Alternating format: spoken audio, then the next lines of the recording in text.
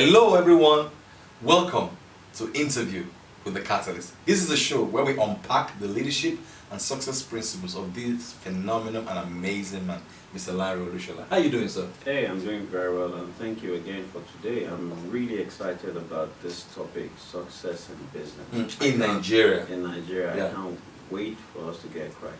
Fantastic. I mean, you're a man that has done 8 businesses, different because from construction to telecom to clothing to sound. I mean, the first time I met you in one of your stores called Cos World. What did that really stand for?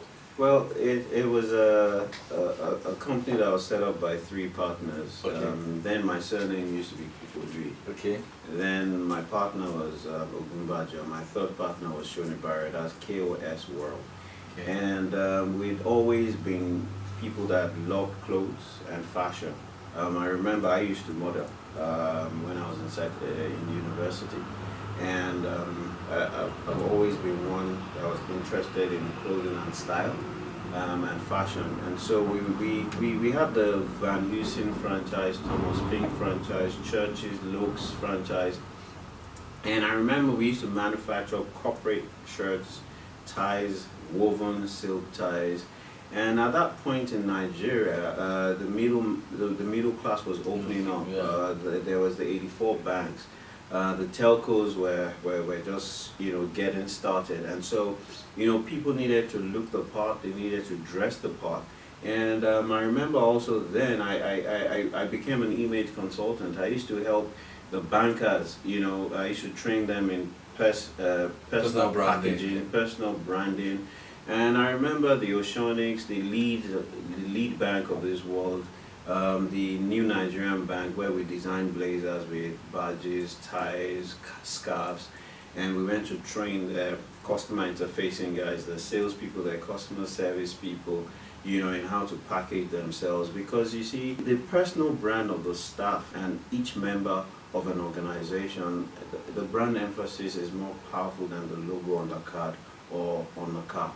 I'll say that again. The personal brand representation of your staff is more powerful than your logo. So then, and we got a lot of organizations to understand the value of the personal brand. So yeah, we've done quite a number of businesses, successful businesses in this environment. But it's very, very critical and important that even though it is this environment where it seems like nothing works, and there are loads of challenges and problems, this is the environment that is most laden with opportunities. Fantastic. And so you've got to see it as a problem location where there's a lot of opportunities. And the question you've got to ask yourself as an entrepreneur is, what solution do I want to provide? What is the thing with this environment that annoys me and provokes me the more and the most? There's something in there for you. Fantastic. Next thing is, you need to understand that the entrepreneur is the enterprise, and the enterprise is the entrepreneur. There is no entrepreneur without an enterprise, and there's no enterprise without an entrepreneur. And so you are the company, and so it's the solution that you are born to be, your purpose, your calling, that you translate into, giving service to humanity. You just package it as a corporate entity and a medium and a platform to serve humanity. So you've got to see entrepreneurship as a call to service, and you've got to be, solving problems. And look, there's so many problems in this environment of ours. The airport is a good place to go. You see Nigerians going out in drones and in numbers, and you see a lot of white people, Chinese people, Indians coming into Nigeria. And if you want to take a snapshot of how vibrant our economy and our environment is, with the numbers of Indians, Chinese, and Oyibo people coming into Nigeria, you don't see a lot of them on the roads. Where are they, you may be asking? Go to Okiari, go to Alaba, go to Oshodi, go to all these places, Egbeda, Akomojo. You will find them there in their thousands. They're providing service on a daily basis. Now we've got a huge population, 170 million people. Imagine taking 1 naira a day from 170 million people. Your turnover is what? 170 million. In a week, multiply that by 7. In a month, multiply that by 30. In a year, multiply that by 360. So these telcos must be stinkingly rich. What are you saying? Stinkingly Insanely rich. There's a difference between riches and wealth. You know, these guys have made incredible amount of money. And I'll give you a classic case. You know, I remember then the two telcos, Econet and MTN, came in with a business plan to sell the SIMs for around 500 naira. By day 3, they realized that this market is mad. So they moved the SIMs from 500 to 25,000 naira. Now imagine how much money. And they were sold out. Every day we sold out. That's where I made a lot of my first multi-millions. You know, those boys on the street that sell recharge cards. One day I just woke up one morning and I thought, you know, what kind of strategy can I come up with to sell recharge cards? And these boys were selling handkerchiefs, they were selling newspapers on the road. And you know, my stores had been on Allen Avenue, on Adeno Ogunsoya, on Sanusi Fafu and Adeola Hopewell, right in VI. And I saw those boys every day for years. And consistently they will be on those spots. So those boys were not going anywhere. So I called a meeting at about 20 of them, right, that were around my street, and I said to them, what if I give you this pack of recharge cards? 1.5 then. One pack was 15K. You go, you sell it, you make 10%, and you come back and you give me back the money. And they thought, okay, we can try it. But it became their fastest moving product. And so they left newspapers, they left magazines, they left selling chewing gum, they left selling handkerchiefs to selling scratch cards. And you know, each one of them, every 10, 15, 20 minutes will come by to replace. So each one of them was doing a huge turnover. And just by the boys on the streets in VI, then we extended to Ikoyi, then we extended to you know, to the bridges, right? We had hundreds of boys. We became one of the biggest recharge card dealers. Wow, fantastic. Ms. Carter, I want to ask another important question. I've had this debate with some of my friends on context and concepts. And here's this, is that all the concepts that we read about in business books authored by Americans, can we apply them within our context? Or when we are applying them in our context, which is our environment, we need to tweak it a little bit to fit where we are? Yeah, I mean, there are two dimensions to what you're saying. The first thing is, you know, we need to stop this copycatism, you know, attitude that we have as a people. You know, so your friend starts a business, you want to do the same business. Someone, you read a book, and you want to go teach someone else's, you know, ideas. Or some people, better still, they read the book and they reproduce everything, you know, in their own words. You know, because we operate in an environment that is not regulated. You know, why don't you be authentic? Why don't you be original? And being authentic and original stems and starts from the point of knowing who you are, knowing why you are here, and knowing what solution you were born to be, knowing what problem you were born to solve. If you understand who you are, you understand why you are here, you understand the solution you were born to be, you understand the problem that you were born to solve, and you commit yourself, right, in service to these cause, then, you know, you understand that you are a messenger.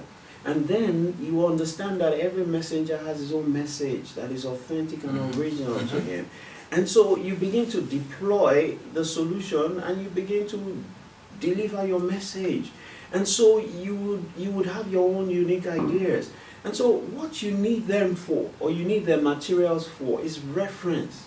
So that you know that, you know, you are packaging and presenting your ideas and your thoughts in the right way.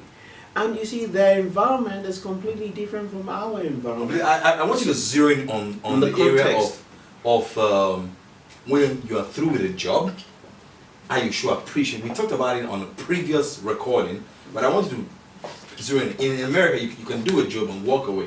But in Nigeria... If you in Nigeria... Yes, so talk about that, yeah. You see, I don't know whether you watched the movie The Secret. Yeah. And they've come up with, you know, the power, I think. Yeah. I think they call it. Yeah. And the essence of, and the message of the power is gratitude. Yeah. Okay, and within these clients, right, we have a lot of entitlement mentality. And so when you understand that in this environment, people have an entitlement mentality, it is important for you to design your system and adapt it to the environment that you're in. Yeah. So you go and do a deal, right, and you do a job, and you don't show gratitude. People may never give you another job. In Nigeria. In Nigeria. No matter how good you are. No matter how good you are. They will have someone that is not as good as you that does that deal and will give them the gratitude. Yeah. Now, not a lot of people are focusing, and we're not there yet. Ultimately, we're not encouraging it, but we're saying ultimately we will get there, right? But for where we are today, it is important that you contextualize everything that you're doing. Within this environment, the context is as such that gratitude is critical. Show gratitude. Don't wait for them to extort something from you or to ask anything from you. You know, so that, you know, you've got to do everything within the context of the environment that you're in. Mr. Catalyst, I just want to ask you a final question in this episode on succeeding in business in Nigeria. Yeah. And that is that if you could advise your younger self starting out in business, what would you tell the person? But so let's just contextualize it in the coaching, writing, speaking business you're currently in. Now, what would you tell that person? You know, I just say do it all over again. Because, you know, I believe that life is business and business is life, and life is a journey. And in the journey of life, moving from where you are to where you've been destined to be, in between that are experiences that, you know, positive and negative, and they add immense phenomenal value to your life. And so I've seen this journey in the last decade as an evolution in my life. I've seen it help me give expression to my essence. I've seen this journey help me be all that I can be. And I wouldn't change anything, in all honesty. I wouldn't change how things evolve. You know, I wouldn't even want to make less of the mistakes, because I've made many mistakes. I've failed many times. But I recognize... Now, did you all hear that? He said he has failed many times, because a lot of times all people see is the testimony, and they don't see the preceding test before the testimony. So the catalyst has failed. But you know what the difference is? He didn't stay at the place of failure. He stood up like a phoenix. And today the whole world is celebrating. Go on, sir. Yes, you know, I believe that failure is the gateway to success. You need to fail fast to succeed. And you need to understand that failure is only feedback. Can you say that again? Failure is feedback. Only feedback. And you haven't failed until you stop believing and until you have stopped trying. And so, you know, failing is a principle that toughens you, that strengthens you, that gives you wisdom. And but you can only acquire all of these insights and wisdoms if you learn, and if you're a learner. And so I wouldn't advise myself to do anything but to live this life again, and to do it all over again, you know, and to seek to find fulfillment and a sense of accomplishment. Because for me, I go to bed every day feeling spent and fulfilled. So, you know, I fulfill my purpose each day. And the things that I cannot finish, you know, I try as much as possible to do the best that I can. And the following morning is yet another day. For I'm sure and I'm certain that, you know, His covenant with me is like His covenant with day and night. And for as long as the sun comes out, I know that it's a brand new day, it's a brand new dawn, and it's the beginning of yet another phenomenal day. So I always look forward to the end of each day, because I know that that's the end of one era. And for me, the day after, it heralds the beginning of a new dawn and a new day. So I look forward to the beginning of each day, and I eagerly wait for each day to end. And as I go to bed, I know that all the mistakes and all of those failures are gone. And in my sleep, I'm thinking about how to do it differently, what I could have done differently, what I needed to have learned. And as I learn these things, I put them into practice, and it's a new day to start all over again. So an advice I'd like to give people out there is, don't wait for the end of the month to start all over again. Don't wait for the end of the quarter to start all over again. Don't wait till the end of the year to start all over again. Start it all over again every day. And that gives you an edge and a phenomenal opportunity to be all that you were born to be. Wise words of wisdom from a very, very, very knowledgeable and empathetic man. Well, this is a great place to call it a wrap for this episode of Interview with the Catalyst. You can get more wisdom, more nuggets of insights from this phenomenal man at what? You could follow me at Lanre Olusola on Twitter, Facebook Lanre Olusola, Instagram Lanre Olusola. You can follow my organization, OLCACAD, at OLCACAD. You can check us up on our website, www.thecatalyst.ng.com, www.olcang.com, and you can email me at catalyst@thecatalyst.ng.com. So until we see next time, I want to tell you that nothing is impossible. Everything is possible. It's in line with your belief. If you can change your belief, you can change your life. Fantastic. And you can also follow me at Paulfo on Twitter, that is PAULFOH, and you can hit my website at www.paulfoinspires.com. Until we come your way again next time, this is Paul Fo and Mr. Lanre Olusola, the Catalyst, the Bishop, the Pope of the coaching industry in West Africa, saying, have an amazing day.